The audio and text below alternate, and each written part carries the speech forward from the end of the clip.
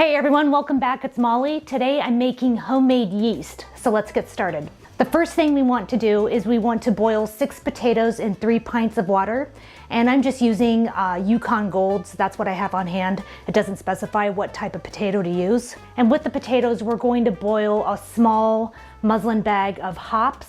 Now, it doesn't specify how much hops exactly to put in there, and it doesn't specify what type of hops to put in there. So I went to my local brewing supply store and I told the lady what I was making, and she suggested that I use Golding. This is a 1 ounce bag, and she said if I put the whole thing in, it'll probably have a pretty bitter flavor. So she suggested I use about a half to a third. So I'm going to go with, I think, about a third of this bag. And I just have a piece of cotton and some cotton string. And so we want to boil this with the potatoes. Okay, let's get those in the water. So in go the potatoes. And I've peeled these.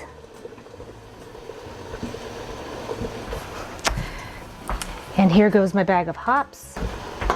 So we want to cook these until the potatoes are done, because you will add the mashed potatoes to the rest of the yeast. So let's give these a couple minutes.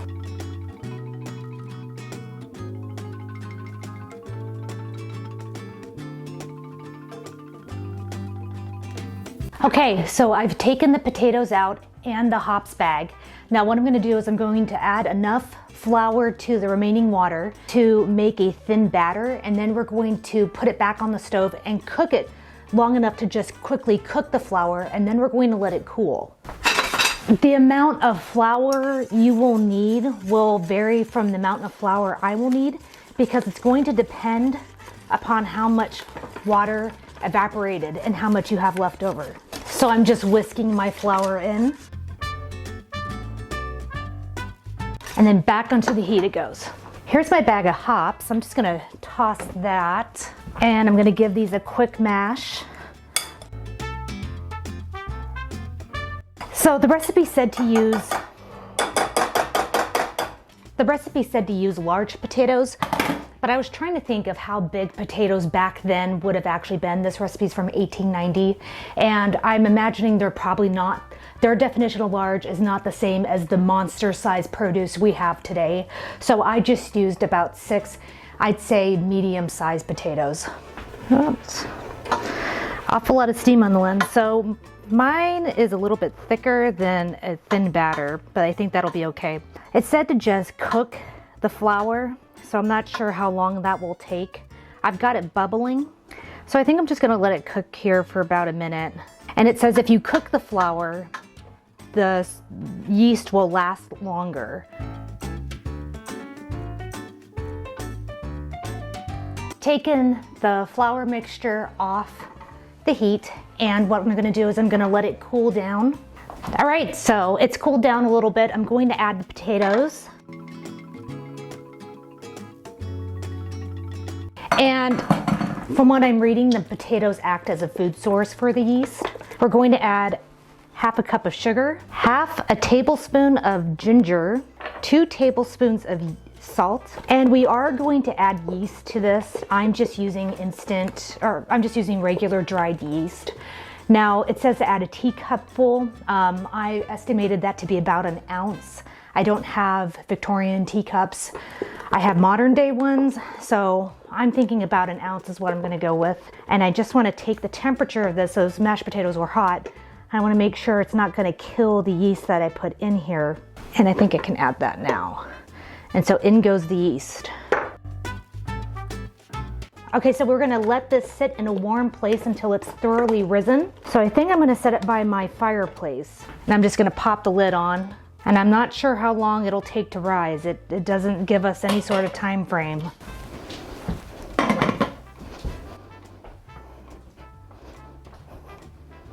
Excuse me, Dan. Excuse me. I know, you're good. Okay, in a nice toasty spot.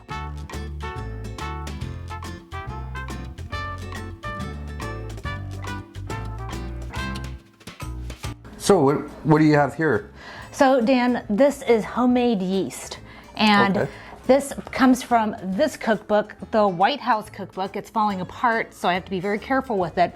And it's a strange recipe. Apparently, it's a very, very Victorian thing to do, to make your own yeast using hops. I've never heard of that before, but that's what we've got here. The potatoes act as a food source for the yeast, and the hops actually inhibit certain bacterial growth, so it helps the yeast starter, which essentially is what it is, it helps the yeast starter last longer. So I think without the hops, what you would potentially get is a sourdough starter because that's cool. The certain bacteria that, so anyways, there's a lot of chemistry behind it. We'll have to remember that. Yeah, but this is what we've got. So it smells You want me to? kind of like green tea. There's ginger in here too. I don't know what the ginger's for. This recipe didn't explain the components of it. It just said do this. So it has ginger. I'm assuming they meant ground ginger, which is what I've added. So we'll see how this works out. It says that 2/3 of a coffee cupful of this yeast will make 4 loaves of bread. Wow.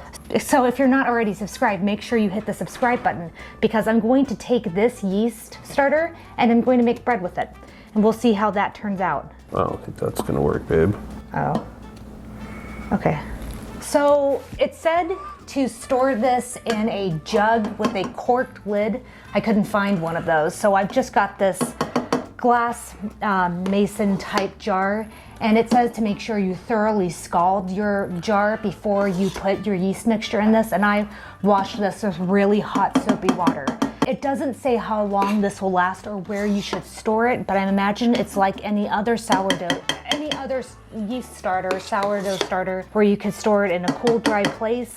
I don't know if you have to feed this or not. When I was researching this type of recipe, another source that had a recipe similar to this said that they would make this every time they needed it. So it wasn't something that so you can't keep it on a shelf for a long period. Well, no, but then I think that defeats the purpose of the hops, because the purpose of the hops is to add to the longevity of it. So, and I can't imagine them going to all this trouble every single time they wanted to make bread. To me, that just doesn't seem logical. So I'm imagining that I'm gonna do an experiment. I'm gonna keep it at room temperature in a dark place and just use it and see how long I can keep it. That was messy. I'm gonna taste it. It's strange. It tastes like yeast. There is some bitter from the hops, but not as much as I thought. And definitely you can taste the ginger and a little bit of sweetness on the sugar. So what did you make this yeast for? This is for bread. That's pretty cool. So if you like this content, and if you're curious as to how the bread that I make with this turns out, again, make sure you hit the subscribe button and like this video so I know that to make more videos like this. Dan and I are always here taste testing vintage recipes. So again, subscribe if you want to see more stuff like this. Yeah, and we'll see you guys later. See you in the next video.